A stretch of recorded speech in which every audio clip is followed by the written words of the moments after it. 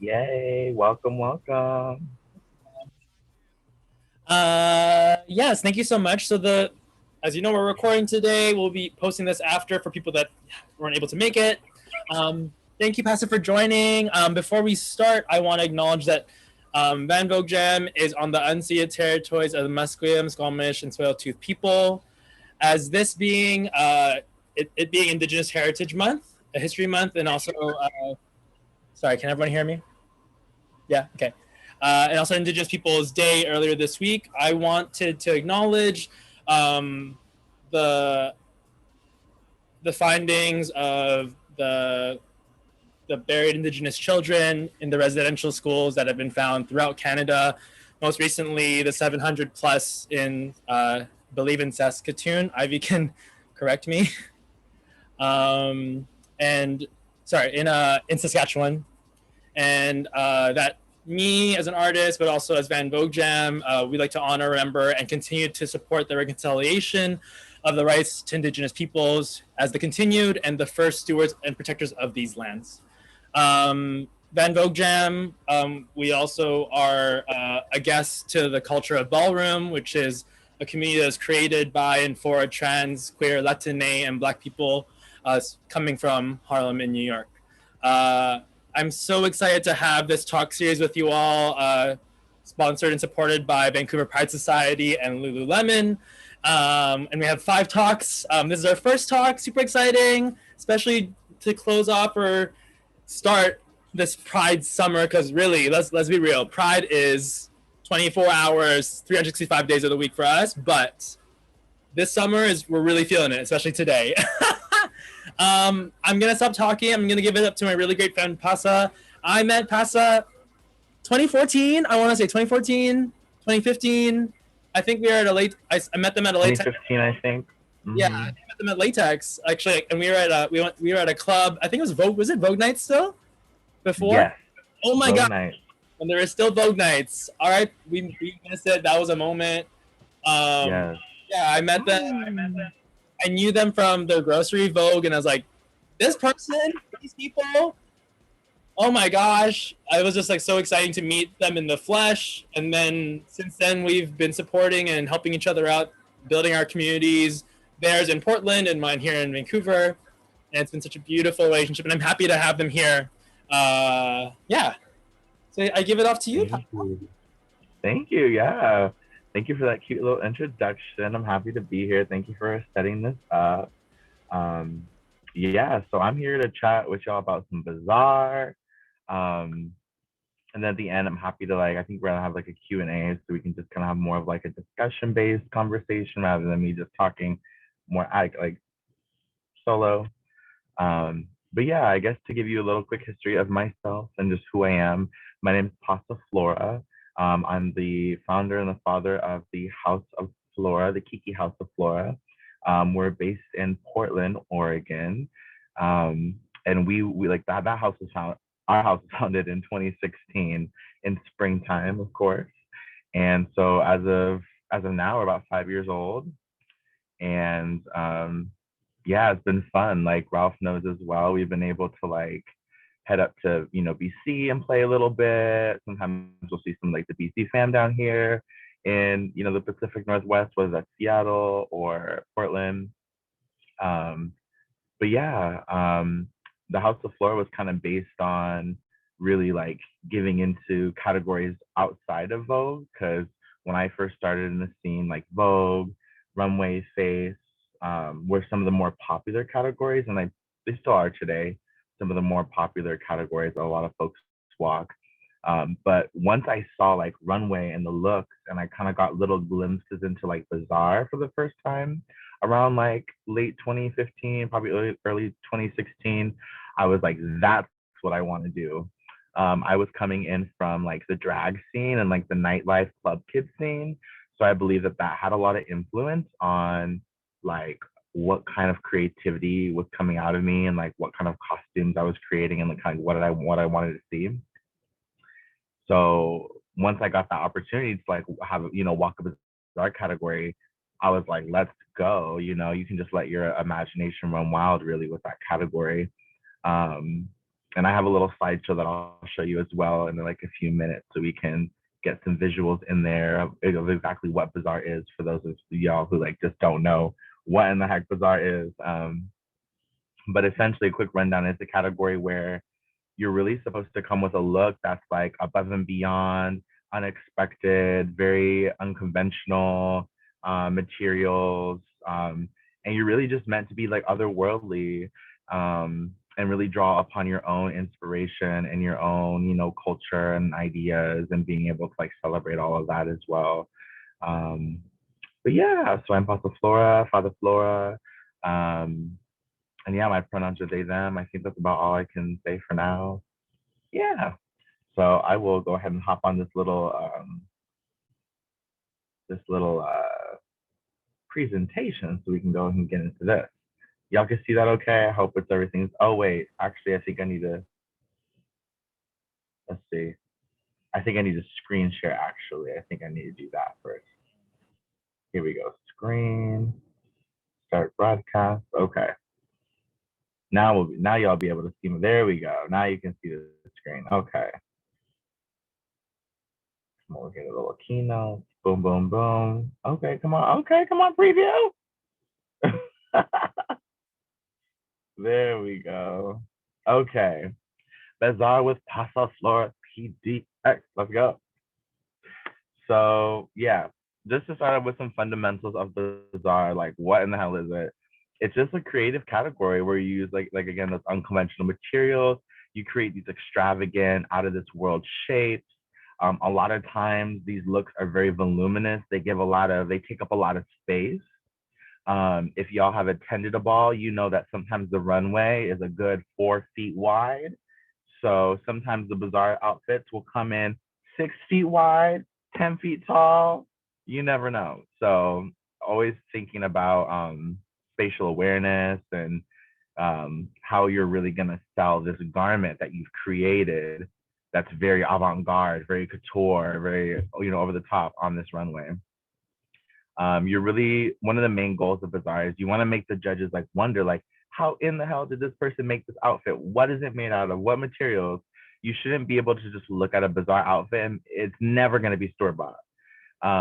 You can have pieces that you build off of that are store bought, right? So you can have like a base that you build on top of, you know, like some of the basics. But overall, when you look at the whole presentation, it should really read as like, whoa, that is a creation. You can tell some people took time to make this, construct it.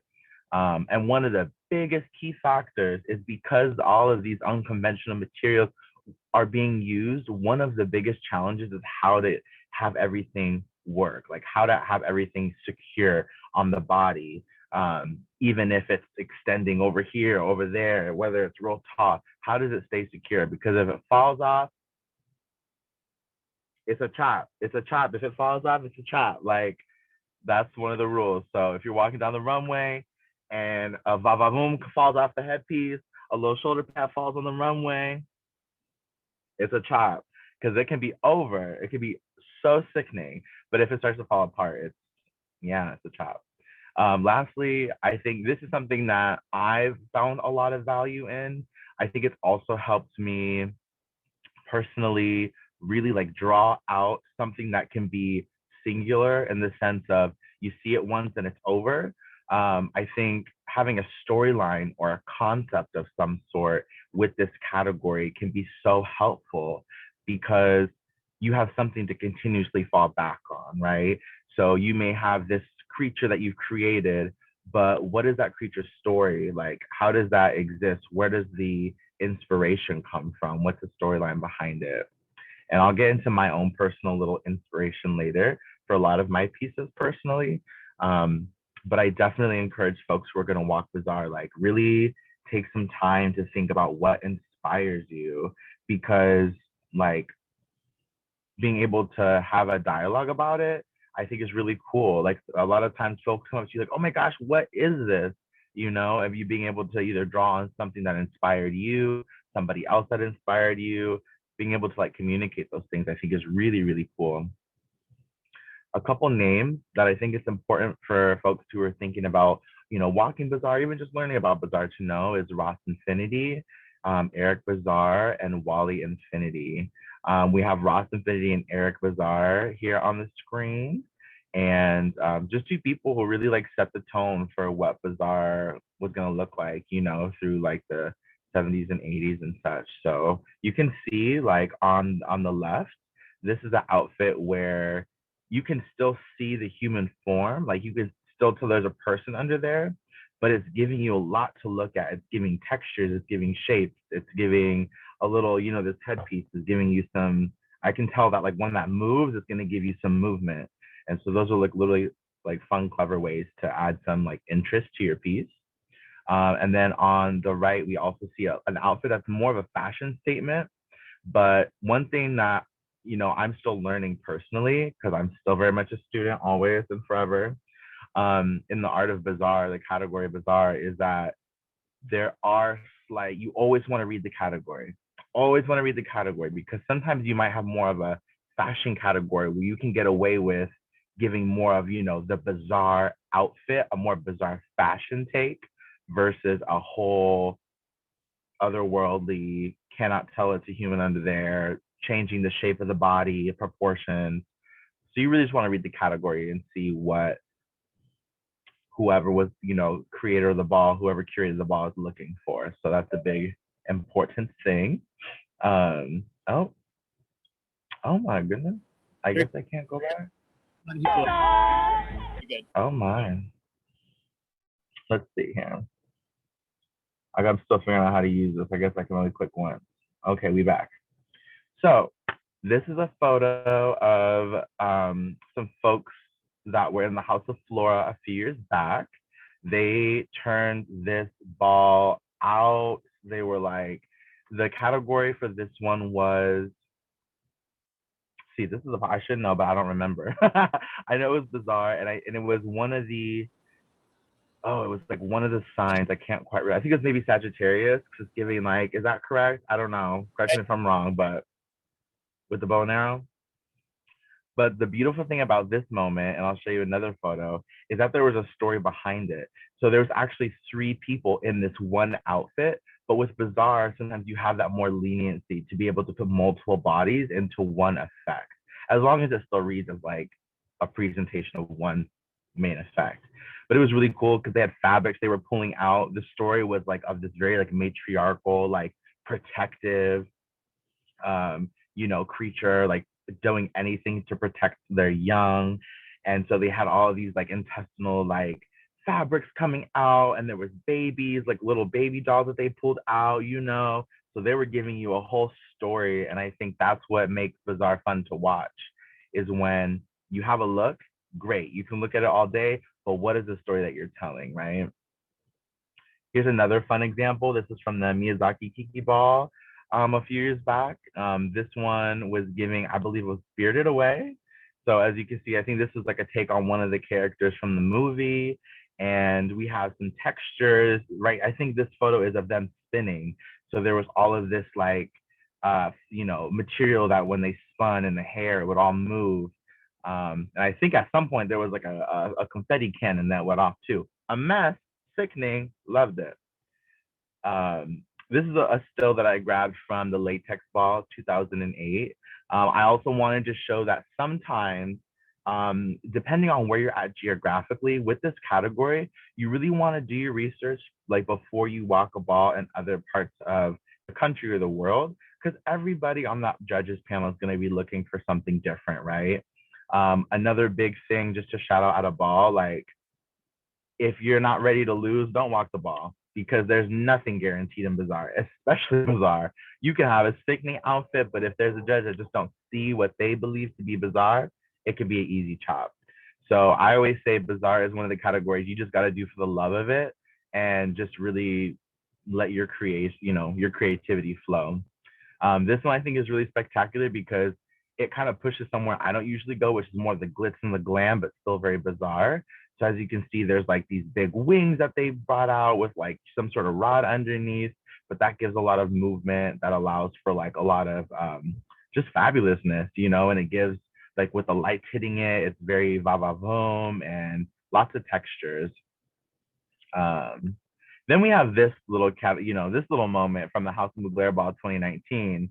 I remember watching this video and seeing this little creature come out, and it's two people in their little, it's like this material, I think it's wrapped around what looks to be like maybe some hula hoops, but allowed the costume to like expand and contract kind of like a worm.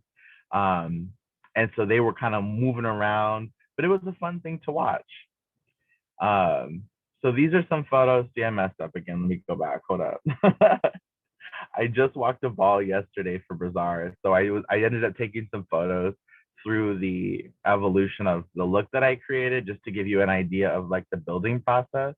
So this it ends up becoming the headpiece, but essentially I just got literally a hat, cut off the brim, started hot gluing some cardboard pieces to give it this new shape.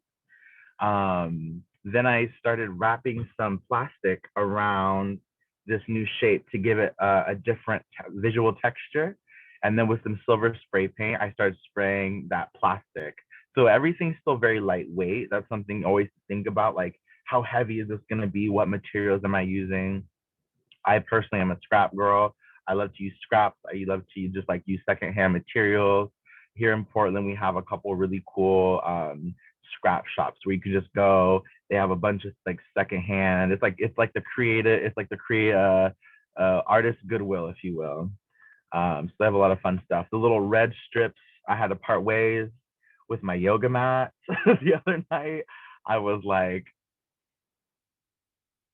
that looks like something. So I cut my little yoga mat into strips, my little $8.99 yoga mat from Ross. Yes, cut her up, and we got that. And then this is giving you, haha, don't mind my little messy apartment as I was constructing. I was giving you just literally boxes that I had, and just really hot gluing stuff on, using some tape. One of the most fun things about Bazaar is something will always go wrong. So be prepared to run to the store, be prepared to, always move a different way than you expected. Sometimes hot glue, depending on the material, it just isn't going to work. Sometimes you have to switch over to, a super glue or E600 or whatever. So always something to figure out with this category. Then I ended up doing some foam pieces, created these little eyes. I think I cut like the brim of the hat because it was like more sturdy. Created some eye shapes to put up here. This specific category asked for out of this world creature visiting Earth.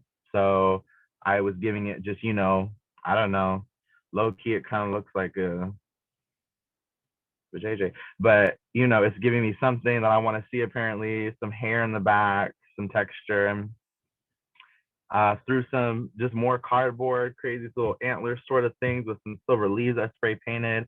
Threw those on there, and then I have a little video from the finished effect, if you will. Okay, so we're just out here. One other thing is that, well, I'll wait because I don't know how loud it is. Do this thing, some movement, some weird little spins. Okay.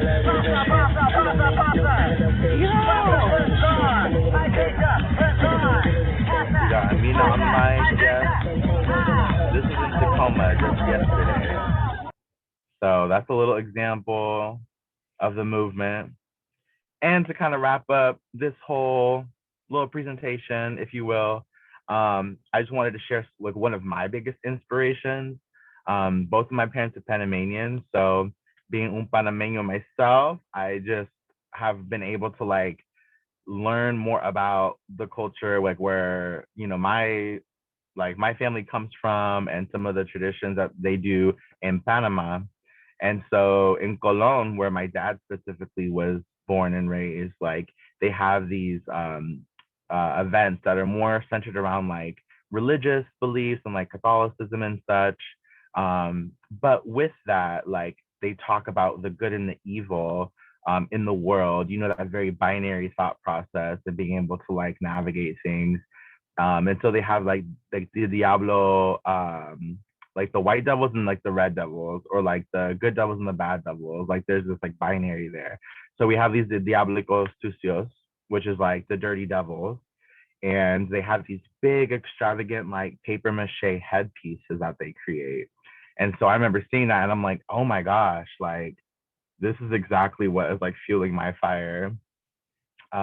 They typically have these like cones in the back that's like attached to their head, and they'll have like a cone that has like feathers stuck in all around that creates this huge like feather headpiece in the back that you can kind of see in this photo.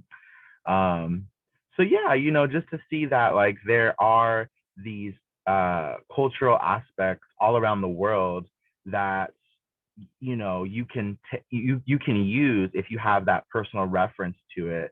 So I always like to encourage people like look into your own history. You know, I think in this day and age we have so many labels, but to just do some digging into your own culture, you know, like where your family comes from and originates from, and like see if there's anything that really draws to you, because if that's your culture, you know, you can at least be inspired, or at least just, you know, help fill your fire to see how you're going to be able to like share a piece of, you know, where you come from with the world. So this is kind of where I pull my inspiration from. But that's pretty much it. So let me get back to this little Zoom call and stop sharing my screen. I'm back.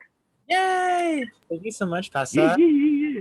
Absolutely. I'm gonna get us into a pin situation so I can join you, and then we'll do some questions. Yeah, so I guess thank you so much. I think there's so much. I feel like the reason why I wanted to have this talk series was to show the other categories that exist in ballroom besides just Vogue. When we think, people always like, oh, the Vogue community. I'm like, no, it's ballroom. It's ballroom. It's ballroom. And I always have to give the preface of like, not Latin ballroom. It's ballroom, ballroom, ballroom. You know?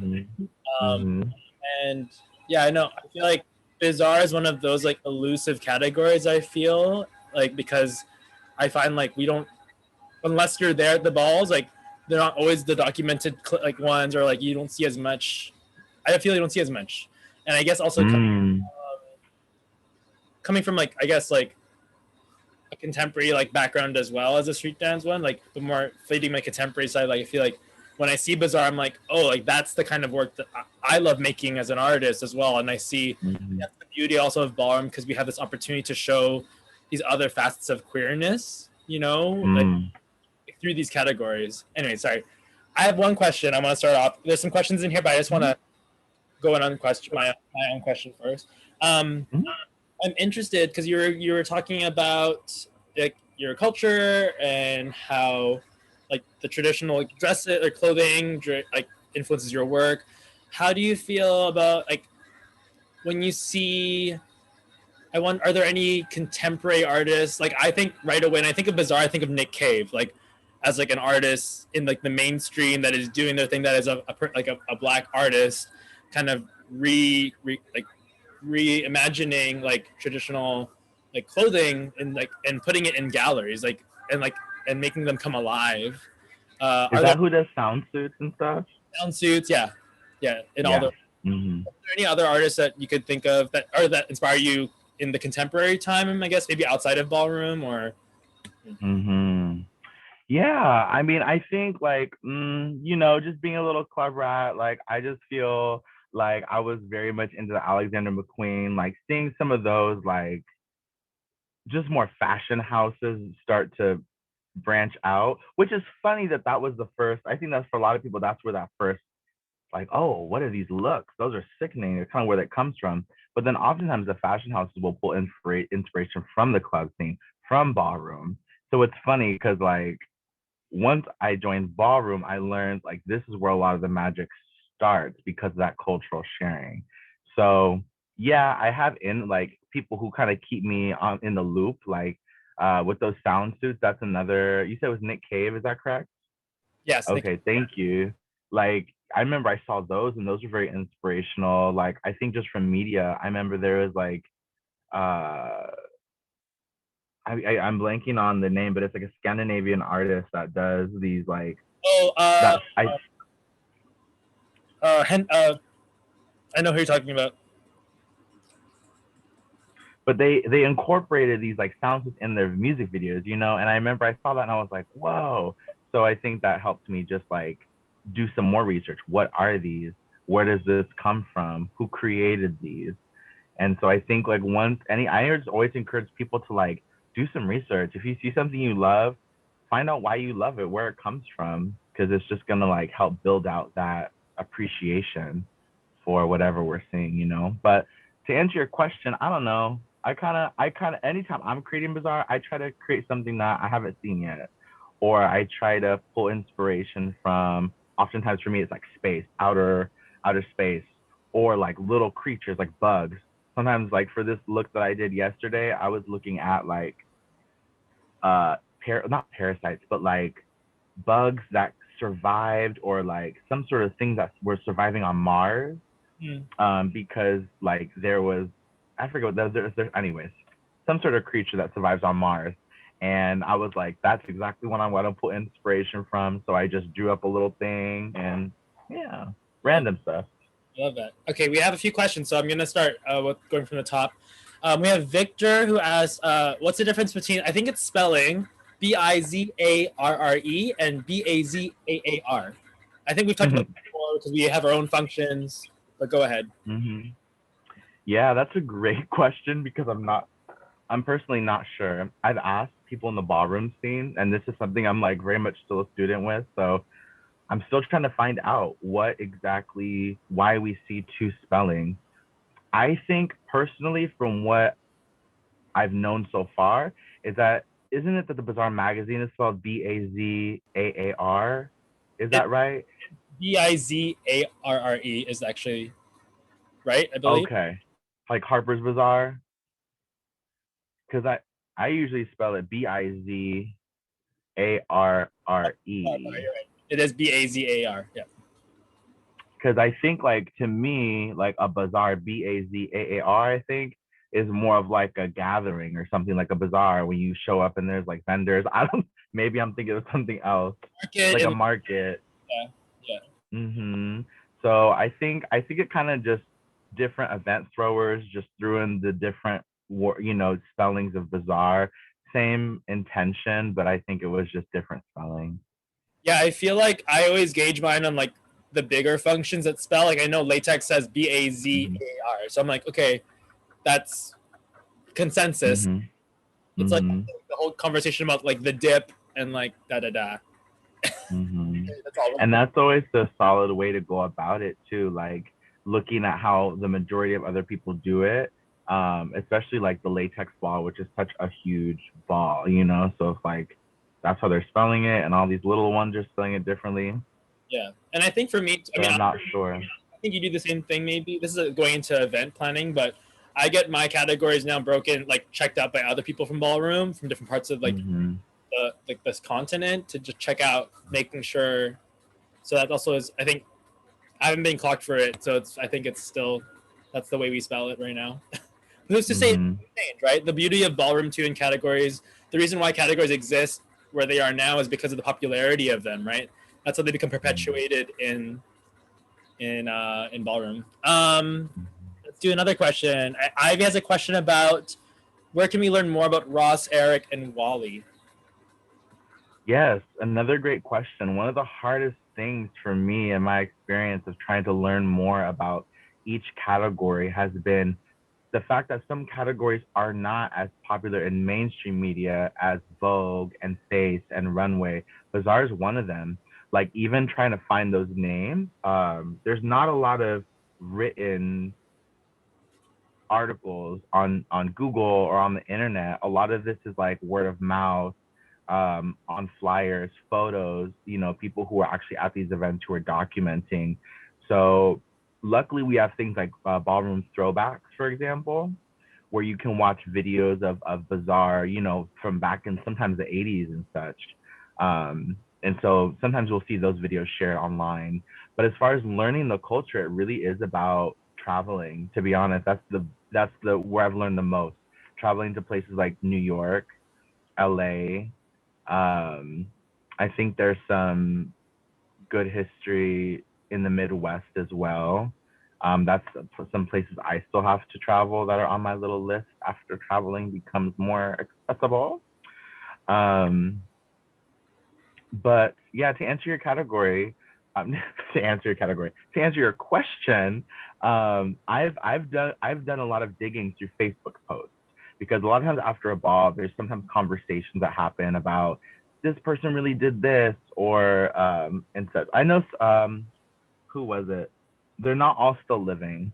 And so that's another thing is through the AIDS and HIV crisis, we lost a lot of knowledge for the ballroom scene. So, you know, something that is to work around. But honestly, it's a combination of just social media, trying to like connect with people who have that history and reaching out like, hey, I have these questions. I've done that a few times. Like, do you know anybody who can answer X, Y, and Z? You know, I'm trying to learn about this category. More times than not, people will write back, you know, and let you know, hey, I don't know, but let me try to get you in contact with so and so who might know more about this event. So, yeah. We have a few. Ivy has a few questions, and Michaela that are all Mhm. kind of, I think I can mesh into like a larger question. Um, Cool. and also Ivy, I think you should message Passa and get a private hangout to check in because Ivy Please. Mhm. like walks Bazaar in like Vancouver, so you know you've seen their stuff, and I think that's a whole. Mhm. I gotta. Anyways, I'm just trying to say connection. Yeah, hit me up.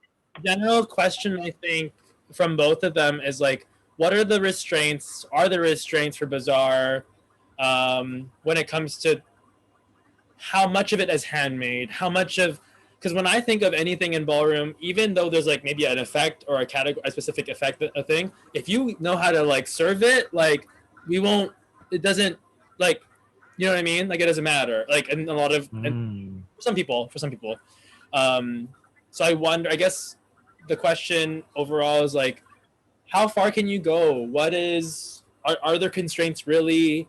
I know you had like the main elements earlier in that presentation, but like, um, I guess what makes and I guess it is subjective to the ball, who's throwing it, who's judging. That also kind of may sway how you make your effect, correct? Or like, yeah. Mhm.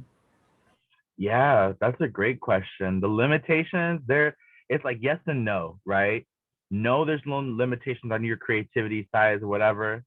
But yes, because you got to get through it. Sometimes a doorway, sometimes there's a ceiling you got to watch out for. Sometimes there's a stage you got to think about how am I going to get on the stage. So limits, not really, to be honest.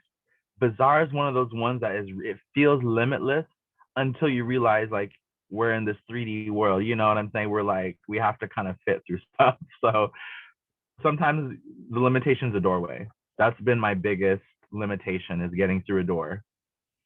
So also sometimes before an event, I'll try to figure out, okay, what's the venue? How am I gonna maneuver? How big can I go? Right? If size is of value to you. Sometimes size is not going to be a value, and sometimes it's really about the storyline that you're creating or the specific creation that you're trying to put together. But limitations, just the space. What was the hard? I guess for me, I a question to add to that. What was the hardest limitation? I mean, what was the hardest like effect that you've made? Maybe Mm, you have like the most like, or how many or what? How many hours? What was the most hours you spent on a piece or something? Or yeah.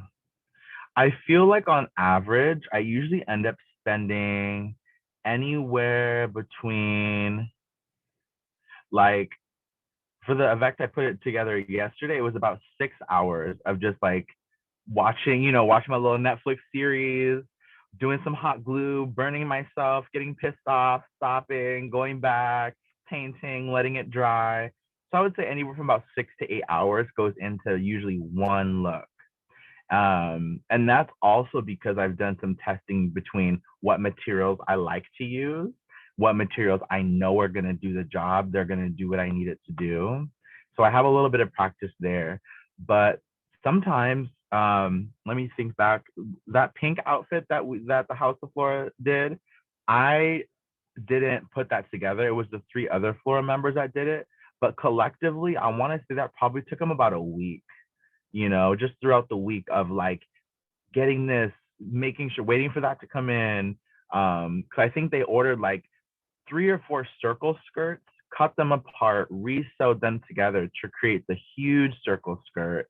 And then, there was the body suits. They had to make the hair. So there was a lot of structure that went in to make sure that they could stay up straight, the hair pieces, um, the braiding of the hair, spray painting of the bow and arrow. So just little things.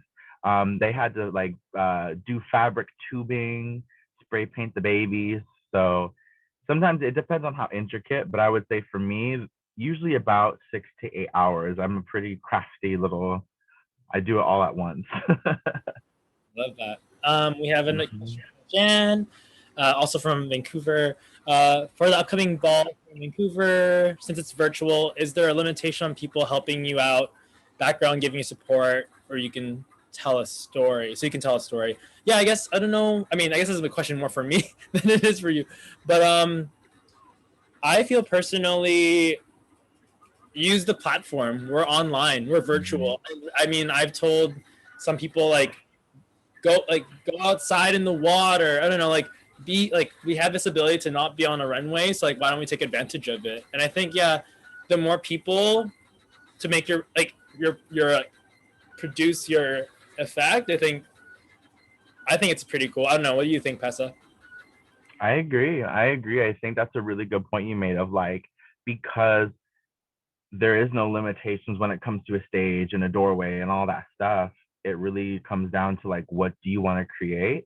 How much time do you have? How much effort are you willing to like set aside for that and make it work? Because sometimes, again, like thinking about using the environment too, maybe you have access to a cool space that feels real Bazaar. Maybe you go out into nature because that's what's calling you into this, character that you're creating or something.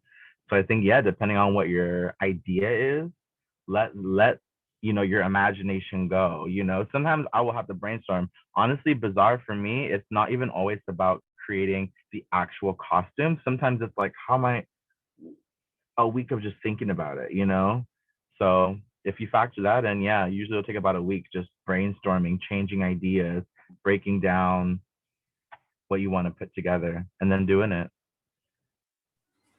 Does anyone else have a question they want to unmute to ask for, or you can talk? We have voices. Some of us have voices to speak.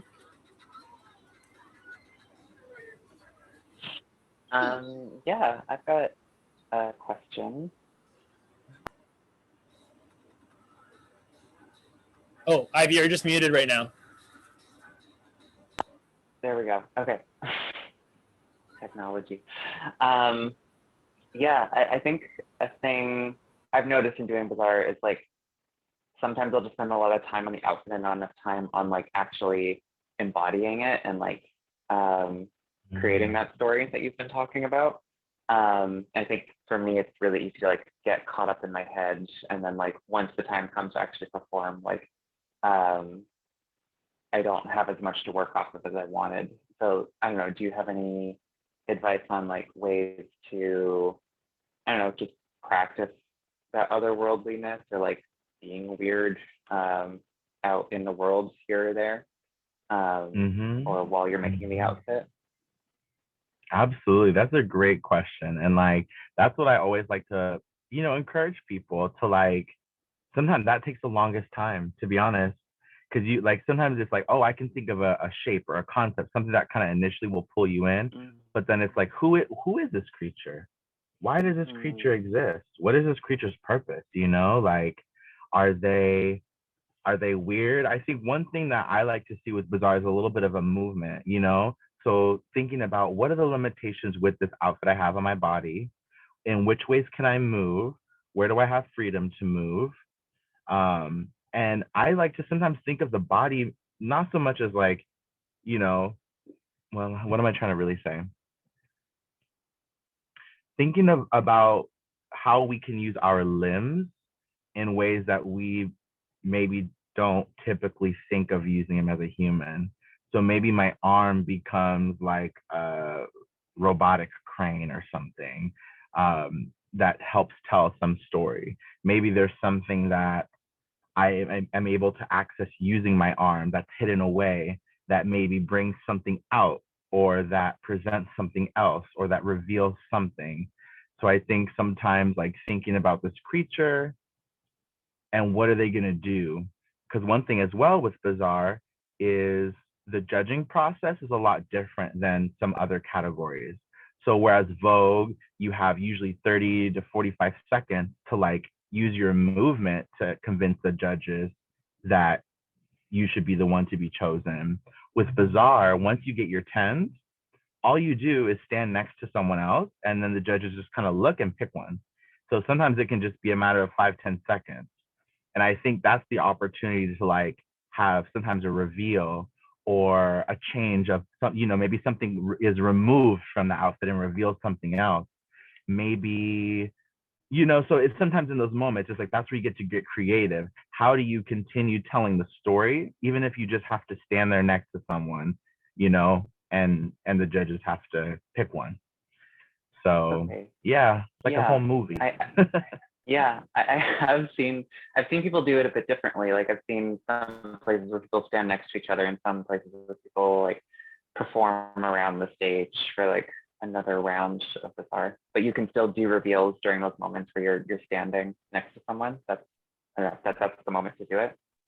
Absolutely. In fact, I would encourage it, because if you're up against someone who's when the judges have already seen the looks and the pizzazz has kind of fizzled, it's kind of like what's gonna really re-grab, what's gonna recapture people's attention. Yeah, I want to add, I think most categories at a ball, when you're walking, the whole point of when you're competing too, is pulling focus. You need to find a way, whether that be going back to the stage or like coming very front or revealing, or like being upside down. I don't know. There's like so many ways to approach pulling focus. Yeah, that just reminds me of like Keone, like Revlon, like like how she does it. She screamed at one of her, it's performance, but she's like ah! Like I was like, it was like, oh, okay, we see you. Dramatic. Bazaar. That's for performance, but she was giving that Bazaar moment because it's a Revlon. The Revlons, it's unique. It's like that's what makes them stand out. And I think, regardless of any category, it's always about getting that eye of the judge, of the audience. And to add to that too, I can't believe I didn't put this in the slideshow. I wish I would have remembered earlier, but there's a performer that used to be in town in Portland, by the name of Jay Walling at the time. I'm not sure if their stage name has changed since then, but I believe now they go by Snake Oil. But they came from that kind of same club kid scene, and they had a Bazaar moment where they were in this beautifully constructed garment and all white, made of like plastic utensils. So there were like forks and spoons, but there was just these intricate, almost looked like an Iris Van Herpen gown or piece. And the thing that really set it all the way off is they had a live violinist come in with them. And as part of their production, they had we have a Bazaar music. They said they had, and this is the part where I think I forgot to answer this earlier. Yes, you can have like multiple people help out as long as it's one main thing, right? It's like one, you shouldn't have like a bunch of Bazaars necessarily. But there can be different hands moving. So yeah, one friend goes to tell the DJ, stop the music. Next thing I know, I look over, we have a live person as they walk down the runway, giving you grace and eleganza. So that had me shook.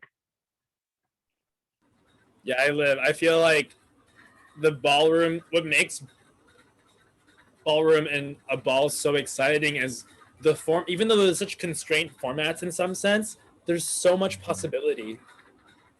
And it's so exciting, especially as being like I walk performance, I do runway, but I feel like there's still so much more. Even though you've seen everything, there's still more. And that's why I love, that's when like something is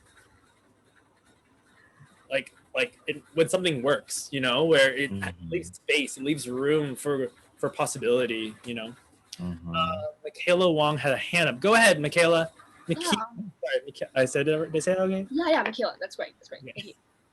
I'm actually just wondering about the protocols. Like, I'm just hearing about, you know, fancy violinists coming out and I don't know, taking off costume pieces during judging. Like, are there any regulations or, you know, stuff you shouldn't do generally?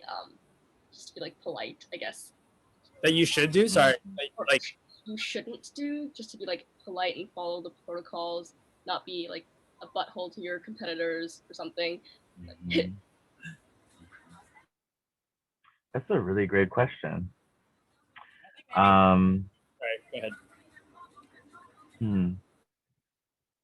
My initial gut reaction is to say no. Like the ball is not a place for restriction, rules, and regulations. In fact, I would actually say it's pushing against that sort of rigidity, right? It's all about breaking a barrier, all about stepping outside of a box, getting, you know, having a little bit more of that confrontation, a little bit more of those rowdier interactions.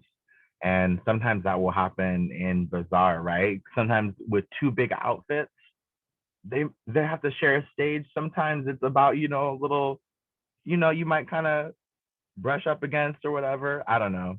It's not a contact sport. I wouldn't say that. But again, it depends on the demographic you're in. Here in the Pacific Northwest, historically, we just have been more, we've adapted more to like a less contact. So less contact, the better, no touching, right? Especially with the conversations about consent being very important. But around the world and around the country, like those conversations aren't really happening. So just like, you know, if you're traveling, just kind of keep an eye out, ask some people what to expect, how people walk the category. It'll always change a little bit. But yeah, break a little rule, you know, get outside the box. I think we'll start to slowly wrap up unless anyone else has a question. I'm sure we could keep going forever. Before we close up, advice on how to travel with an outfit. That right there. Go. Do you want to? Okay, listen. You're traveling with the outfit is the hardest part. The hardest part. All I have to say is if you're traveling, think about like the biggest part is having that concept in your mind and knowing what materials you can have access to wherever you go. For me, I know I can find a cardboard. I know I can find a Michaels. I know I can find a Goodwill. Love a Goodwill. So thinking about what things you can find wherever you're going, how many days are you going to be there for a day? Can you pack a headpiece into your suitcase and have that part pre-done? Can you maybe have some materials that are pre-done? So traveling is very difficult, especially when you're not in your home city. Because yeah, I had to basically construct the outfit from last night at the event, you know, thinking of things that can quickly be put together. I love that. Okay, we're gonna wrap up slowly. I want to show before we end the following talks we have coming up. So I'm just gonna load you a little share screen. So we just had an amazing workshop with Passa. Thank you so much. Next week, we're gonna be with Twysted Siriano from Toronto. They're gonna have a conversation with other people from the Toronto scene about ballroom culture and how. Oh, this is so banned. Oh, I don't. Y'all see in the full. Anyways, whatever. It's all good. It's cute. You know, we doing it. They're gonna talk about how ballroom culture is being used in mainstream culture and like the appropriation of the culture in the media. On July 10th, we have a talk with Legendary DJ MikeQ, which is very exciting. We're going to talk about ballroom music and its relationship to mass consumption now. Puerta Benetton from Montreal, we'll be talking about the Latine community and also how like ballroom is kind of expanding to South America. And then we have Old School Ballroom coming in July 24th, showing some old videos from the 90s. I'm going to make sure we have a Bazaar moment there for you. So if you want to check that out, we'll try to see if Felix has any Bazaar clips. All these workshops like today are free. If you want to donate, that's cute. Again, thank you so much to Lululemon, Vancouver Pride Society, all of our other supporters. Also, Passa for helping us out. Again, our ball for the POSH Ball is going to be July 31st, 6 to 11 p.m. We have a Bazaar category. The Bazaar category is egg. Just egg, egg. So we want to see, what is it like? Was it a chicken or an egg? What came first? It's very open. So and I think we're going to make it maybe the standing category for every POSH Ball that happens in the summer. But so play, have fun. It's endless possibilities. Yeah, any last words, Passa? You want to say anything? You know, not really, but I do want to say, like, I am so like available when it comes to like social media. So if you ever have a question, hit me up on Instagram at Passa, PASSA period FLORA, and just hit me up, ask a question. If I don't know, I'll let you know, and I'll see who we can reach out to. But I always love to brainstorm and hear what people, you know, are thinking and getting into. Thank you so much, Passa. I'm so happy to have you. I'm so happy after all these years, we're still kicking it. We're kicking it. I can't wait to see you soon. Thank you, everyone, for joining us. Passa, stay on the line, on the Zoom. We'll kiki. Thanks, everyone. If you want to open up your Zooms and say, hey, thank you, hi, bye. Thank you so much. Thanks so much. Thank that you, was really Passa. nice. Thank y'all for Great. being Bye. here.